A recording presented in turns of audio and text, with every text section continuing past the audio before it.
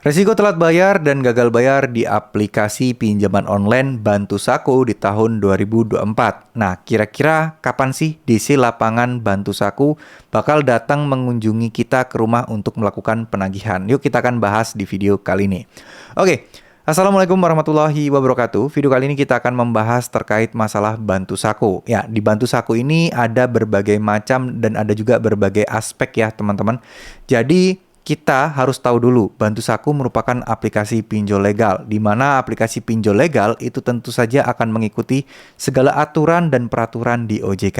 Nah, jadi kalau misalnya kita galbe Bantu Saku, ya pasti resikonya tidak akan melebihi sesuai dengan aturan-aturan yang berlaku. Nah, sekarang pertanyaannya adalah, kalau galbe di Bantu Saku, apa aja sih yang akan terjadi? Nah, yang pertama pastinya, teman-teman kalau galbe di Bantu Saku, teman-teman pasti akan mendapatkan bunga dan denda. Itu udah pasti, karena itu udah ada sanksi dan memang OJK mengizinkan hal tersebut. Nah, yang kedua, kalau kita galbe di Bantu Saku, tentu saja akan ada resiko juga akan masuk ke slik OJK. Nah, itu termasuk salah satu resiko dan juga hal yang paling berat menurut saya, karena kalau udah masuk ke slik OJK agak lama banget nih untuk apa ya istilahnya, untuk bisa lepas dari slik OJK. Bahkan mungkin bisa selamanya selama Bantu Saku tidak mencabut atau memberikan keterangan pelunasan hutang kita, ya.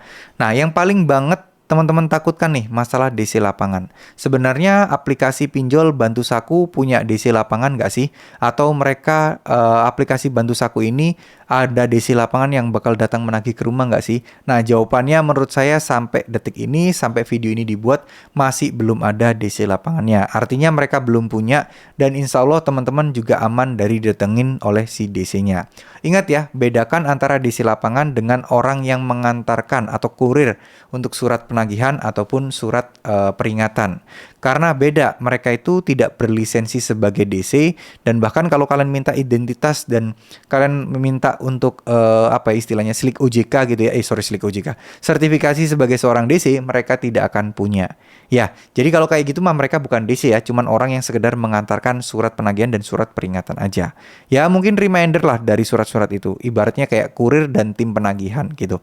Nah, sekarang masalah DC lapangan, kalau misalnya kalian terlalu takut ya dan mendapatkan ancaman akan ada DC lapangan yang datang, data sudah diserahkan ke tim lapangan dan lain sebagainya, teman-teman jangan cerna mentah-mentah, jangan diambil apa ya ibaratnya, jangan dipercaya begitu aja, karena belum tentu itu ada beneran ada ininya di lapangannya. Bisa jadi cuman gertakan aja agar teman-teman merasa ketakutan dan agar teman-teman ya segera membayar. Ingat ya, resiko galbe pinjol sebenarnya tidak berat. Teman-teman hanya perlu tahu aja apa resikonya, teman-teman hanya perlu tahu aja kira-kira kendalanya apa sih, teman-teman hanya perlu tahu aja apa yang harus teman-teman lakukan ya. Insya Allah semuanya akan baik-baik saja. Apakah utang kita bisa otomatis lunas? Jawabannya bisa, tergantung pinjolnya. Barangkali udah terlalu lama pinjol udah hopeless, kalian bakal bayar atau tidak. Biasanya ujung-ujungnya utang kalian akan dianggap lunas, karena ini akan menyangkut performa dari si pinjolnya ya. Jadi di sini saya ingin sampaikan, insya Allah semuanya aman-aman aja. Teman-teman tidak perlu takut, tidak perlu panik. Intinya teruslah berdoa, jangan putus harapan. Semua itu pasti akan ada jalan keluarnya. Terima kasih. Wassalamualaikum warahmatullahi wabarakatuh.